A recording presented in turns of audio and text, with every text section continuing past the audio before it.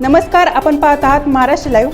सातारा जिल्ह्यातील आत्ताची सर्वात मोठी बातमी पाहूयात। राणा गोडबोले ट्रस्ट व सातारा जिल्ह्यातील नागरिकांतर्फे प्रतिवर्षी सातारा भूषण पुरस्कार देण्यात येतो।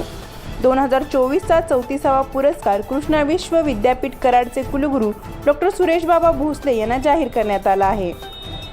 कला, क्रीडा, सामाजिक, आध्यात्मिक, औद्योगिक, व्यावसायिक क्षेत्रात काम करणाऱ्या व आपल्या उत्तुंग यशाने साताऱ्याचे नाव उज्ज्वल करणाऱ्या व्यक्तींना व संस्थांना 1991 पासून हा पुरस्कार दिला जात आहे। आतापर्यंत तर्कतीर्थ लक्ष्मणशास्त्री जोशी, छोटा गंधर्व, सयाजी शिंदे, राजमाता श्री छत्रपती सुमित्राराजे भोसले, हबप Baba Maharaj Satarkar, Yamunabai Waykar, Farukh Cooper, doctor Narendra Dabholkar, Pratap Gangavane, doctor Pramod Chaudhari, doctor Ranjit Jagtap यांसारख्या दिग्गज व्यक्तींना सन्मानित करण्यात आले आहे। डॉक्टर सुरेश भोसले हे कृष्णा विश्व विद्यापीठ कराडचे कुलगुरू आहेत।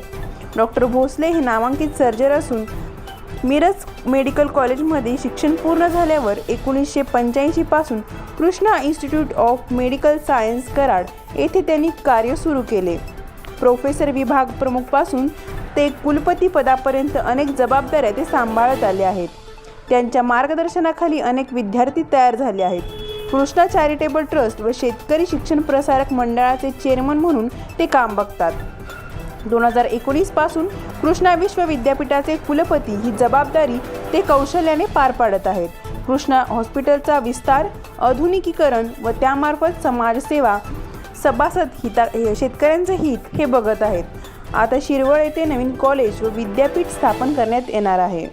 याशिवाय सहकार क्षेत्रात त्यांचे मोठे योगदान आहे। कृष्णा सहकार साखर कारखान्याचे 1999 पासून चेअरमन आहेत। 45,000 सभासद व 2,000 कामगारांचे हित बघत त्यांचे जीवनमान उंचावण्याचा ते प्रयत्न करत आहेत। कृष्णा साखर कारखाना प्रगतीपथावर नेण्यात त्यांचा सिंहाचा वाटा आहे। कारखान्याला अनेक पुरस्कार प्राप्त झाले आहेत। कारखान्यामार्फत इथेनॉल व अल्कोहोल निर्मितीही करण्यात येते। 2007 साली त्यांनी जयवंत शुगर्स ही नवीन कारखाना सुरू केला। 2003 साली कृष्णा शेतकरी कॉलेज सुरू केले। कृष्णा सहकार बँकेचे चेअरमन म्हणून त्यांचे मोठे योगदान आहे।